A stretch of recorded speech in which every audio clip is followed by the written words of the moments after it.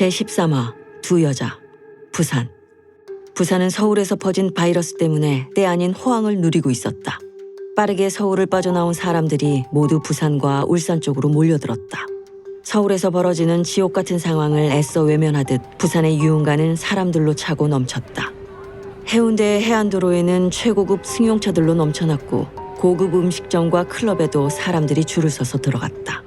소돔과 고모라가 따로 없었다. 서울의 인적 네트워크는 그대로 부산에서도 이어졌다. 그들은 마치 국제영화제에 온 영화 관계자들처럼 만나는 족족 악수를 나누며 지옥을 탈출한 무용담을 자랑하느라 시끄러웠다. 서울에서 벌어지고 있는 참혹한 상황에 대해 아무도 언급하지 않았다. 재난은 항상 당하는 사람들만의 몫이다. 부산 최고급 호텔에 머물고 있던 정 회장은 사장단을 모아 조인트를 깠다. 무슨 수를 써서라도 내 손녀를 찾아와!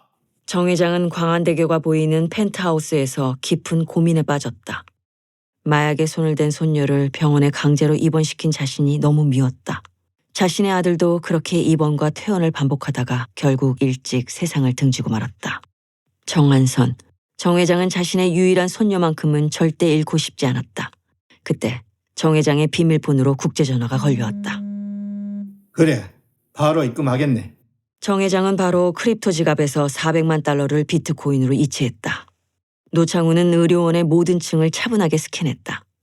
아무 흔적도 남기지 않고 마치 그림자처럼 조용히 의료원에 숨어있는 생명체의 수와 그들의 특징, 그들이 소지한 무기와 취약한 부분까지 머릿속에 빠르게 입력했다.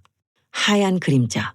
노창우가 북파 공작원으로 한참 활동할 때 북한 측에서 그에게 붙여준 별명이었다. 창우는 세 그룹의 사람들을 의료원에서 포착했다. VIP 병실에 있는 가족 3명, 그리고 그 집의 가장이면서 경찰인 남자, 의료원의 원무과장과 연구소 소속 연구원 3명, 그리고 탈영병 1명. 나머지 한 그룹은 원래 여기에 입원해 있던 환자 1명. 그런데 그 환자는 이제 12살 된 남자아이였다. 창우는 그 아이를 보고 놀라지 않을 수 없었다. 아이는 이 병원 밖에서 벌어지고 있는 모든 상황을 알고 있으면서도 절대로 모습을 드러내지 않았다. 모아놓은 음식을 최대한 아껴서 먹고 자신에게 필요한 주사를 시간에 맞춰 스스로 놓았다. 밤이면 링거를 꽂은 채 침대 밑으로 들어가 잠을 잤다. 창우는 문득 자신의 어린 시절이 떠올랐다. 엄하고 까칠했던 주지스님 때문에 창우의 모든 행동은 스텔스 모드였다.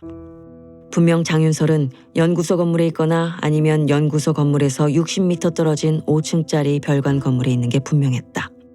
창우가 보기에 저 5층짜리 낡은 건물은 왠지 병원의 모든 의료 폐기물을 소각하는 용도로만 보였다.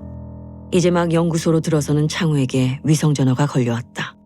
창우는 불쾌한 투로 전화를 받았다. 작전을 완수하기 전에 확인 전화를 하는 것은 창우의 자존심을 건드리는 것이었다. 여기 있는 게 확실합니까? 창우에게 미션을 주는 사람은 성공보수로 100억 원을 제시했다. 이름은 정한선. 그녀는 윤설과 함께 이곳에 있다고 했다. 창우는 두 여인을 찾아 한 명은 죽이고 한 명은 살려서 함께 여기를 빠져나가야 하는 묘한 미션을 수락했다. 팔뚝문신은 동물 실험실로 오지 않았다. 하필은 규원과 석희, 한선, 윤설과 함께 동물 실험실을 간이 감염병 전문 병원처럼 세팅했다. 백신을 구하러 왔던 사람들 대부분은 그냥 돌아갔고 7명 정도가 동물 실험실로 오게 됐다. 정준을 때린 팔뚝문신은 오고 싶었으나 정준의 복수가 두려워 오지 않았다. 공간을 확보하기 위해 실험용 쥐들을 한 곳으로 모으고 방 2개를 비웠다. 그 일이 끝날 때쯤 정준이 하필에게 다가와 자기 때문에 죄송하다고 하며 담배 한 갑을 내밀었다. 저 때문에 죄송합니다. 그리고 감사의 마음으로. 그건 네 거 아니잖아. 약탈한 걸로 선물 같은 거 하는 거 이상하다. 안 받을래? 아닙니다. 약탈한 건 맞는데 제가 타고 온 선배차에서 꺼낸 거라서. 그럼 약탈이 아니라 뿌리 깐 거네? 정준은 놀라서 뽀리가 뭐냐고 물어봤다. 하필은 그냥 웃으면서 담배를 가져갔다. 김 선생님, 지금 밖에... 석희는 놀란 표정이었다. 정준과 하필은 석희를 따라 달려나갔다. 태우는 몰려온 군대를 보고 빨리 병원을 떠나는 게 좋겠다고 생각했다. 컨테이너 장벽에 다시 군인들이 진을 치기 시작했다. 연구소와 병원을 둘러싼 전체 장벽을 꼼꼼히 점검하고 병력을 배치했다. 모든 군인들은 생화학전 장비를 착용하고 있었다. 본부와 의무실로 쓸 컨테이너들을 소독했다.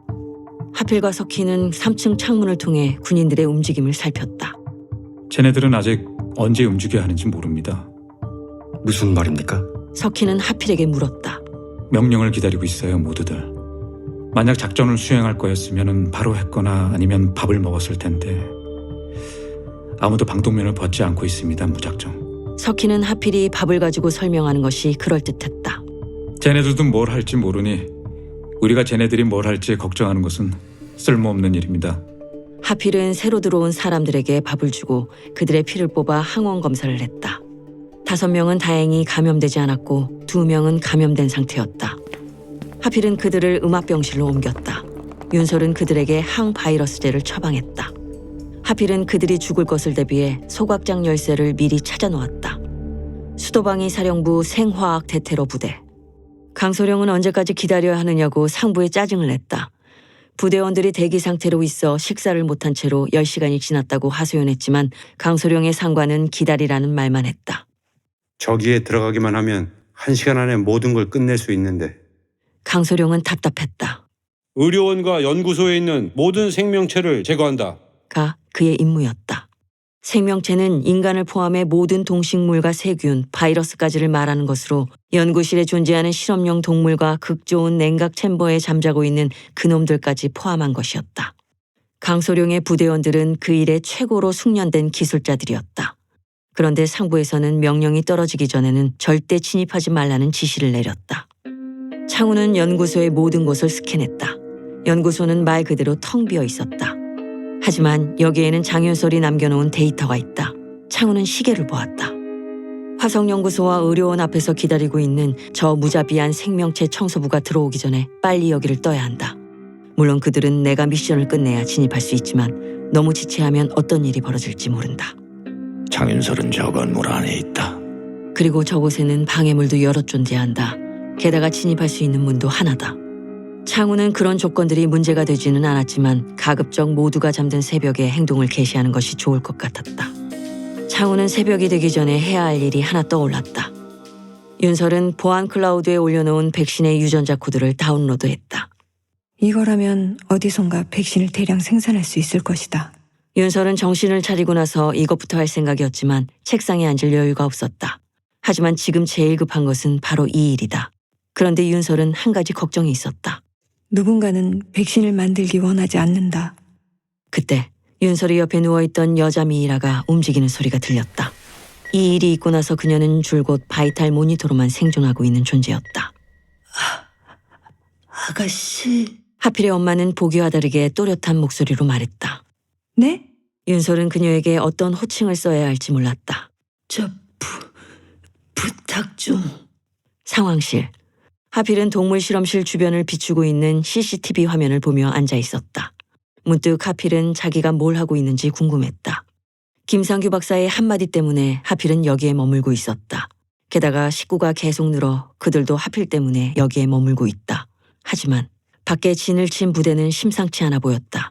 뭔가 확실한 목표가 있고 그 목표를 실행하기 위해 명령을 기다리고 있는 게 분명했다.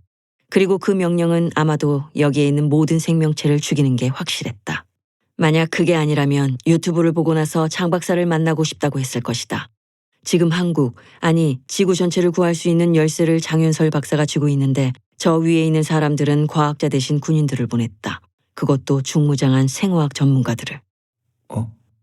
하필이 보고 있던 CCTV 화면에 어떤 남자가 나타났다.